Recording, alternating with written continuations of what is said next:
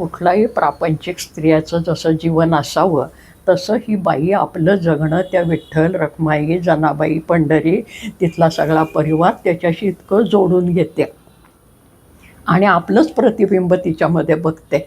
आणि मग त्या जनाबाईबद्दलही मग पंढरीला गेले ती.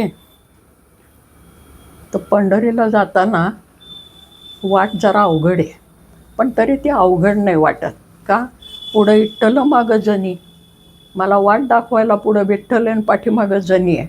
त्या दोघांच्या सोबतीने मी जाते, मला काय कोणी बरोबर यायची गरज नाही. पंढरीची वाट जाताना केली हलकी, संघ साधूची पालखी. तेव्हा संतांच्या पालख्या आहेत बरोबर. मग वाट कुठली कुठली आहे? आळंदीहून आम्ही निघालो ना. तर आळंदीहून ज्ञानोबाची पालखी घेऊन निघालो. पहिला मुक्काम आळंदी मागं पुणं. आता तो भूगोलसुद्धा कसा पाठ आहे त्या बाईला बघा. त्याला काय शाळेच्या शिक्षणाची गरज नसते, अनुभवातनं आलेलं शहाणपण आहे ते सगळं. पहिला मुक्काम आळंदी मागं पुणं, देवा ज्ञानदेवाच्या पालखीच्या मागं मागं जाणं. ज्ञानदेवाच्या पालखीच्या मागं मागं आम्ही गेलो. मग देहूला परत जायला लागतं, मध्ये सगळ्यांना घेत जायला लागतं. मध्ये आमचा तुकोबा राया येतो. मग आळंदीची वाट देहूला वाकडी, आळंदीची वाट देहूला वाकडी, इंद्राणीच्या काठाला तुकोबाची पालखी. तर त्या इंद्राणीच्या काठाला तुकोबाला घ्यायचे आणि मग हळूहळू परत पुढं जायचं. नुसतं पुढं जाऊन चालत नाही, मध्ये सासवडला थांबायला लागतं. सोपानदेव आहेत म्हणून ज्ञानदेवाची पालखी सासवडाला थांबली. बहीण मुक्ताबाई गुज बोलाय थांबली, कारण ती बहीण पण आली तिथं.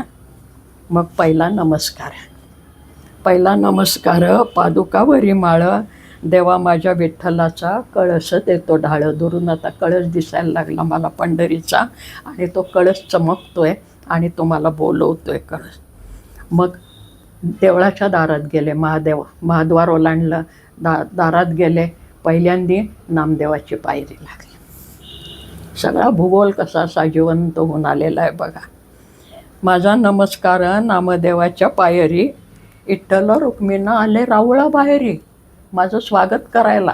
माहेरी लेक आल्यावर आई कशी धावून येते भाकर तुकडा ओवाळून टाकायला, तसे विठ्ठल रखमाई माझ्या स्वागताला दारामध्ये आलेला आहे.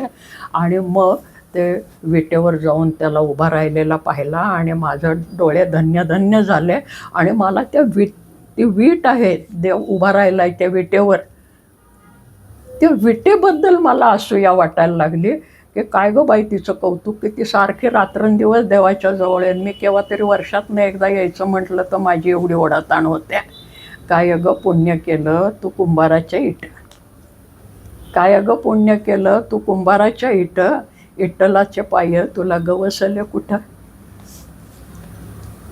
तर ही जी कल्पनाशक्ती आहे ही एखाद्या जातिवंत कवीच्या पुढे जाणारी कल्पनाशक्ती आणि ही संवेदनशीलता आहे की नाही.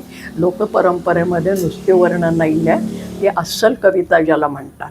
म्हणजे ते यांनी वर्णन केलेलं होतं वर्ड्सवर्थनी. ही खरी कविता कुठली? शांतपणे एकांतात बसून उत्स्फूर्तपणे जो आविष्कार होतो आणि उद्गार निघतो ती कविता. Spontaneous overflow of powerful feelings recollected in tranquillity अशी तो करतो. शांत अवस्थेमध्ये बसताना मनाच्या आतून उसळून येऊन एखादा ज्या वेळेला उद्गार निघतो, उद्गार, त्याला कविता म्हणायचं. तसा हा उद्गार आहे सगळा. आणि म्हणून मग त्याच्यावरनं पुढची सगळी ती विठ्ठलाची वर्णनं, रुक्मिणीची वर्णनं कितीतरी आहेत. मग हा विठ्ठल केव्हापासून इथं उभा आहे? लोक सांगतात योग्य 28 विटेवर उभा वगैरे. आता ती युग मोजलीत कोणी? आमची बाई म्हणते, कारण तिचं गणित आहे वेगळं. ती म्हणते पंढरीचा विठू इथं आहे का वाचानं, पंढरीचा विठू इथं आहे का वाचानं, नव्हती पंढरी तर वाचानं.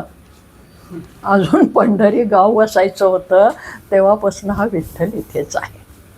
आता हे पंढरी नाव तरी कसं पडलं? पंढरी, पंढरपूर. तो विठ्ठल आला कुठून? कानडा व इट्टलू कर्नाटकू त्याने मजला वियाला वेधू हे आपल्याला माहिती आहे सगळ्यांना. तो कर्नाटकातनं आला, महाराष्ट्रात राहिला आणि त्याला भक्त सगळीकडनं भेटायला येतात. म्हणजे आता परवा तर मला असा शोध लागला की सौराष्ट्रापासून भक्त त्याला भेटायला येतात. इतके दिवस मला वाटायचं दक्षिणेकडचे तेलंगणातले इथेच असतील. ते तेलंगणातले, कर्नाटकातले, महाराष्ट्रातले तर येतातच, कोकणातले येतात, पण सौराष्ट्रातले सुद्धा येतात.